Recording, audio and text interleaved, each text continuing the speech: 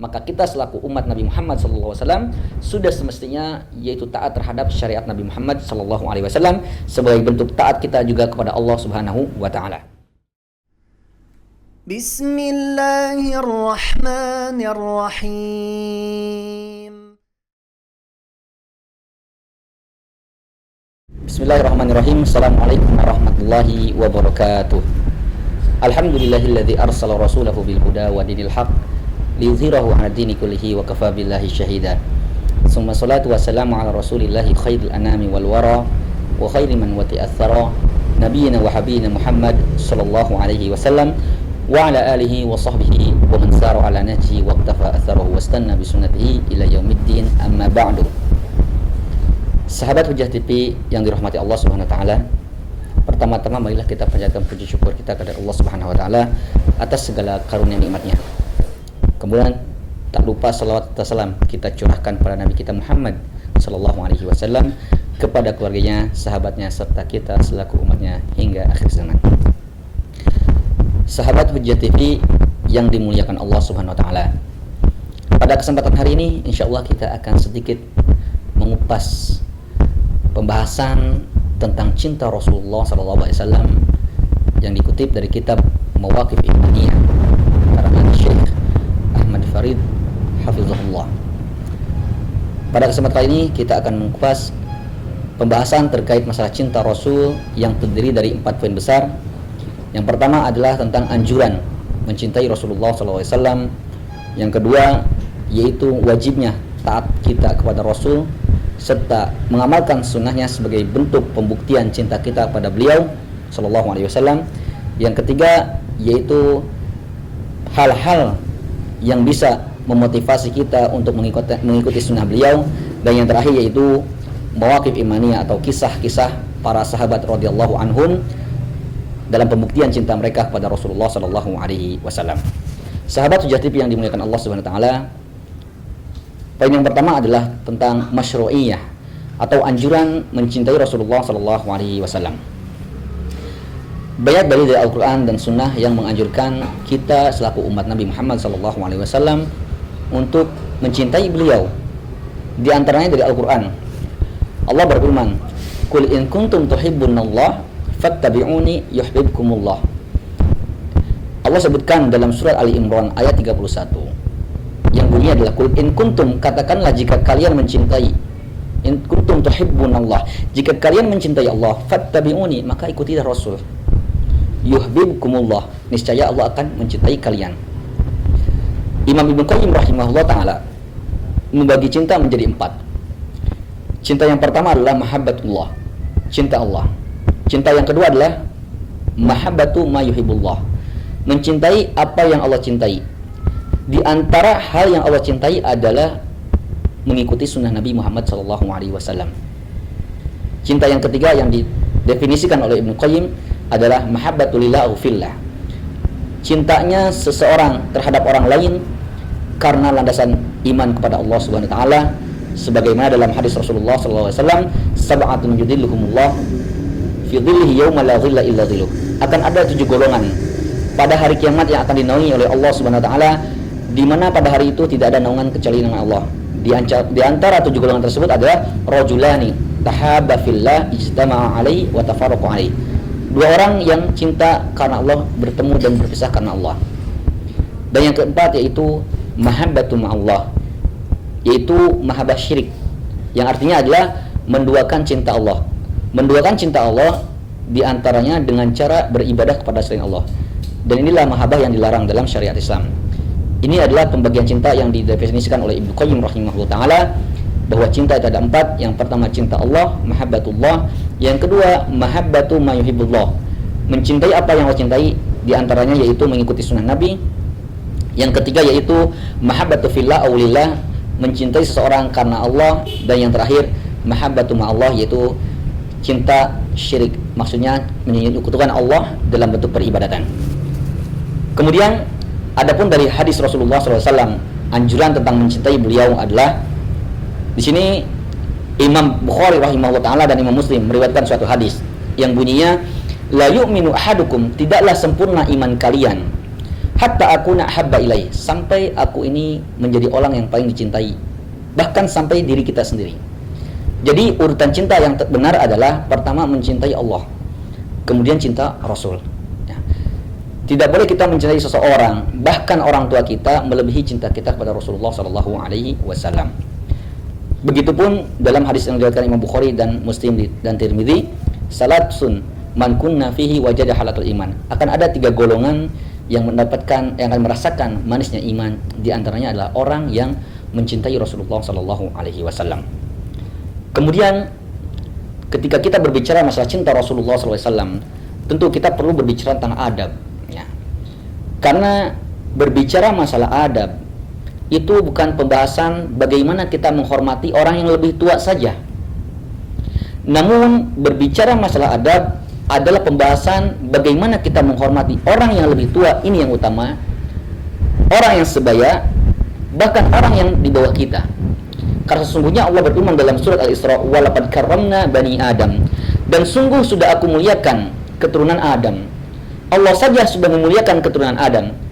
Maka kita selaku hamba Allah, sesama makhluk atau sesama bani Adam, seyogyanya kita harus mencintai dan menghormati satu sama lain. Karena sesungguhnya kehormatan di sisi Allah itu tidak akan dicapai dengan harta, tidak akan dicapai dengan status sosial, tidak akan dicapai dengan banyaknya harta, namun kemuliaan di sisi Allah akan dicapai dengan kemuliaan di sisi Allah dengan takwanya, dengan mengamalkan segala syariatnya dan meninggalkan segala larangannya. Kemudian Ibnu Rajab rahimahullah ta'ala mendefinisikan cinta Rasulullah SAW menjadi 2. Yang pertama fardu, yang kedua adalah fadlun. Fardun artinya wajib.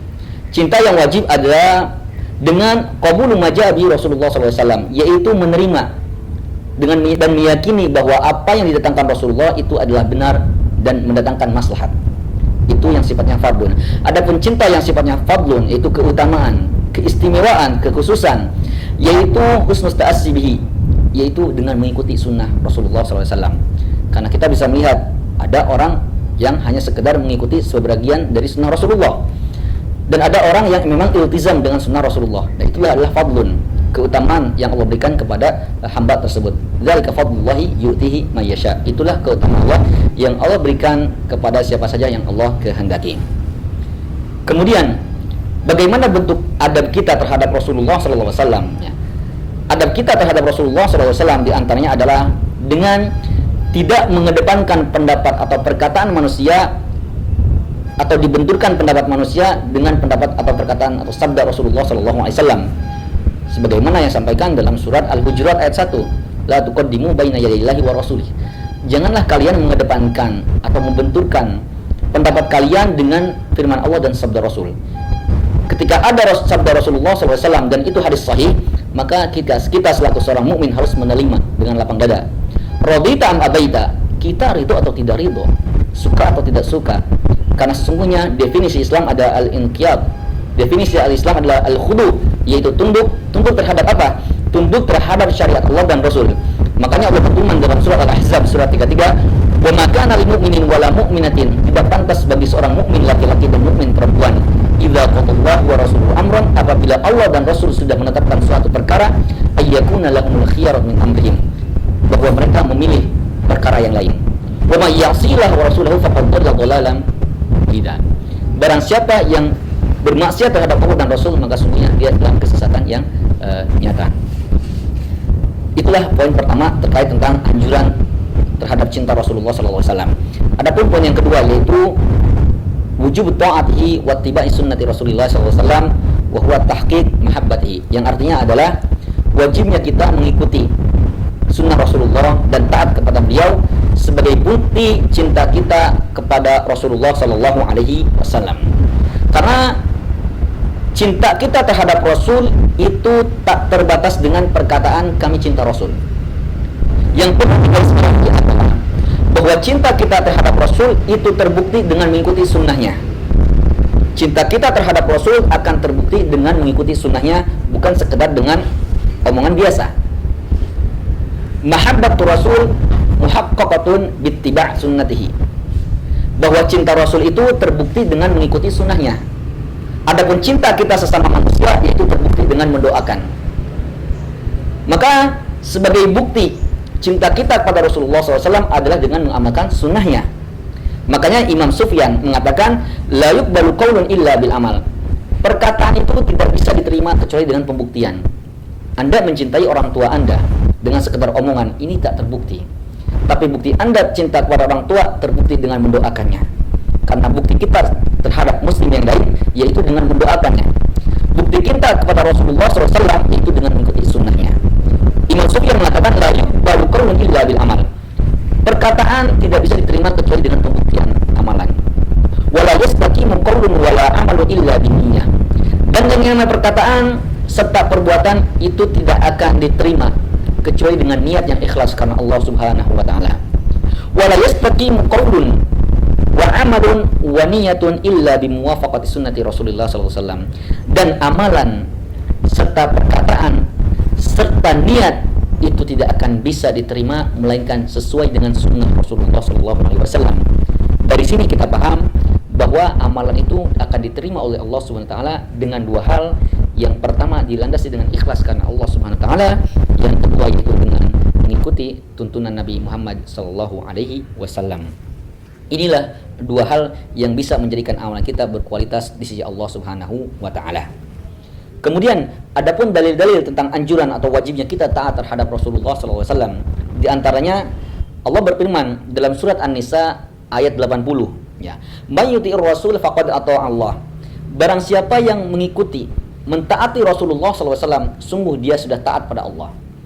Dari sini kita paham bahwa Allah mensandingkan, mengikutkan bahwa barang siapa yang taat kepada Rasul, maka dia sudah dikatakan taat kepada Allah Subhanahu wa taala. Maka kita selaku umat Nabi Muhammad sallallahu alaihi wasallam sudah semestinya yaitu taat terhadap syariat Nabi Muhammad sallallahu alaihi wasallam sebagai bentuk taat kita juga kepada Allah Subhanahu wa taala. Adapun dari hadis Rasulullah sallallahu alaihi wasallam tentang anjuran atau wajibnya taat kita dan mengikuti sunnah beliau, yaitu hadis yang diriwayatkan oleh Imam Muslim. Rasulullah SAW bersabda, khairul huda wa khairul hadi hadi Muhammad sallallahu alaihi wasallam. Dan sebaik-baik petunjuk adalah petunjuk Nabi Muhammad sallallahu alaihi wasallam. Ada dalam hadis lain yang diriwayatkan oleh Imam Bukhari dan Muslim, man radiba an sunnati falaysa minni. Barang siapa yang benci terhadap sunnahku, sesungguhnya dia bukan dari golonganku. Hadis riwayat Bukhari dan Muslim. Itulah dua dalil dari Al-Quran dan Sunnah, serta yang terakhir yaitu perkataan salafun saleh. Di antaranya adalah Imam Zuhri rahimahullah taala mengatakan, al-i'tisam bi sunnati najatun, bahwa berpegang teguh dengan sunnah Rasulullah SAW adalah kunci keselamatan. Dan sejalan dengan perkataan Imam Malik radhiyallahu anhu, Imam Malik radhiyallahu anhu mengatakan, as-sunnatu safinatun Nuh. Sunnah itu bagaikan perahu Nabi Nuh. Man raqibaha naja. Barang siapa yang menaiki perahunya Nabi Nuh, dia akan selamat. Dan begitu pun barang siapa yang berpegang teguh terhadap sunnah Rasulullah, mengamalkan sunnah Rasul, maka dia akan selamat. Wa man takhallafa anha ghariqa. Dan barang siapa yang enggan menaiki kapal Nabi Nuh, dia akan tenggelam. Dan barang siapa yang enggan mengikuti Rasulullah SAW, niscaya dia akan berada dalam keterpurukan dunia. Inilah yang kita sangat khawatirkan. Kemudian poin yang ketiga, yaitu dawafil mahabbah.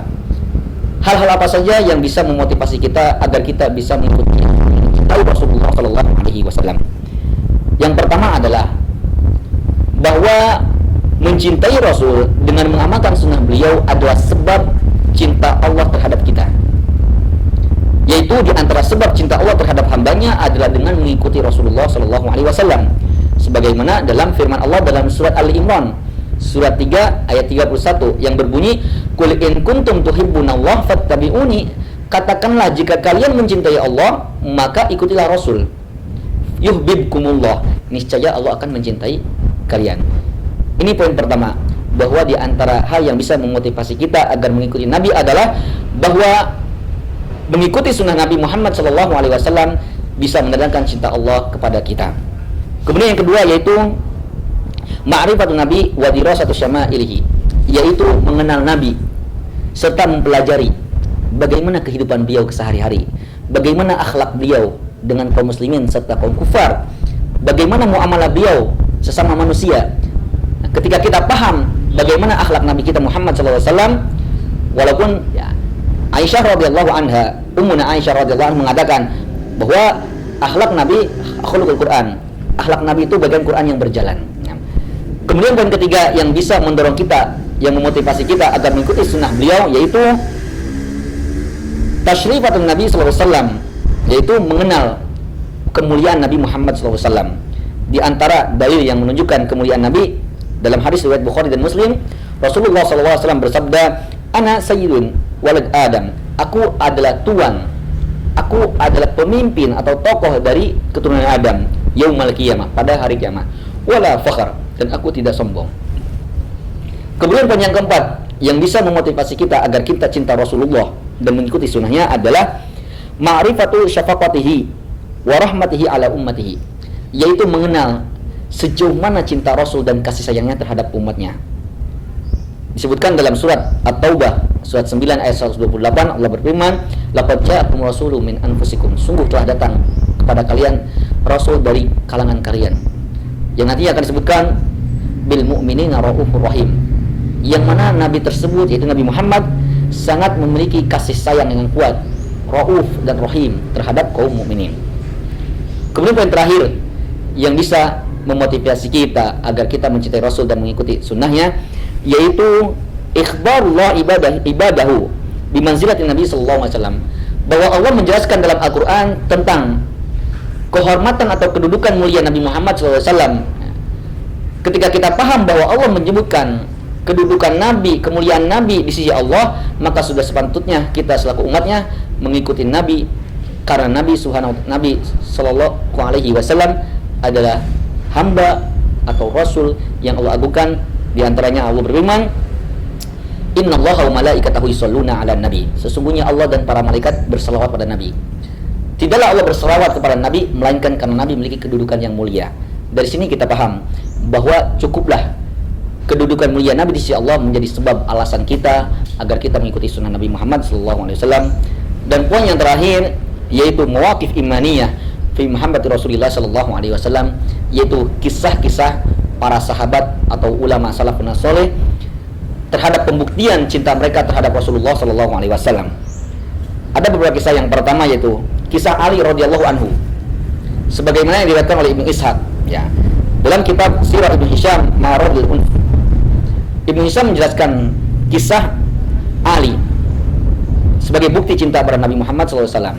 Pada suatu hari Nabi didatangi oleh malaikat Jibril, dan malaikat Jibril mengabarkan bahwa, "Wahai Muhammad, janganlah engkau tidur di kasurmu malam hari ini, karena sesungguhnya para manusia yaitu kaum musyrikin akan mengepungmu, mengintaimu untuk membunuhmu."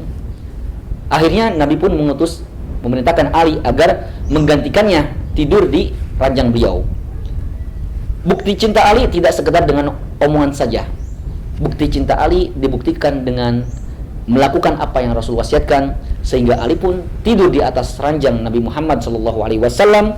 Padahal di luar rumah tersebut para kaum musyrikin telah mengepung untuk membunuh Nabi. Dan ini adalah salah satu bukti cinta Ali radhiyallahu anhu terhadap Nabi Muhammad SAW. Kemudian kisah yang kedua yaitu kisah para sahabat, di antaranya Abu Bakar, Umar, Al-Miqdad bin Amr serta Sa'ad bin Mu'az ketika pada suatu tragedi Nabi berserta jamaah ingin berjalan dengan rombongan. Kemudian tibalah berita bahwa mereka akan dikepung oleh kaum musyrikin.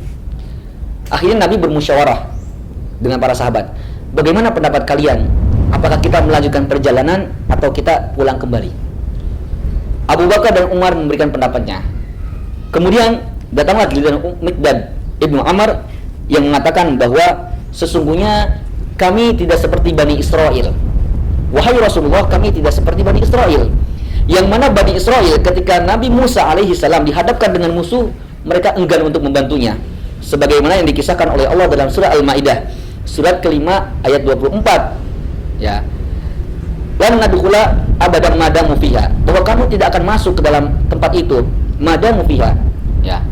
Idhab anta wa rabbuka, pergilah engkau Musa dan Tuhanmu, faqatila, berperanglah kalian berdua. Itulah watak Bani Israel yang ketika dihadapkan dengan musuh dan Nabi Musa menyeru untuk membantunya, tapi mereka justru membiarkan Nabi Musa pergi dan Tuhannya, artinya adalah bahwa Bani Israel itu adalah kaum yang tidak mencintai Nabi sebenar-benar cintanya. Adapun Al-Miqdad bin Amr mengatakan bahwa kami tidak seperti Bani Israel. Ketika engkau mengatakan demikian, kami akan senantiasa bersamamu. Bahkan beliau mengatakan bahwa wahai Rasulullah, putuskan apa yang Allah wahyukan kepadamu, niscaya kami akan bersamamu terus. Sejalan dengan perkataan Miqdad, yaitu Sa'ad bin Mu'adz mengatakan suatu perkataan yang luar biasa. Sesungguhnya kami beriman kepadamu dan kami percaya bahwa apa yang kamu bawa, yang engkau bawa itu adalah benar. Dan kami bersaksi bahwa engkau adalah utusan Allah dan kami akan taat kepadamu. Bahkan Sa'ad bin Mu'adz mengatakan, sekiranya engkau masuk ke dalam lautan, kami akan mengikutimu. Artinya, sekiranya kita perlu mengarungi lautan, kami akan tetap bersamamu. Inilah adalah bukti para sahabat ketika dalam keadaan genting sekalipun mereka tidak meninggalkan Nabi Muhammad SAW. Dan kisah yang terakhir yaitu kisah para sahabat ketika peperangan Uhud. Kisah yang sangat menyesat hati.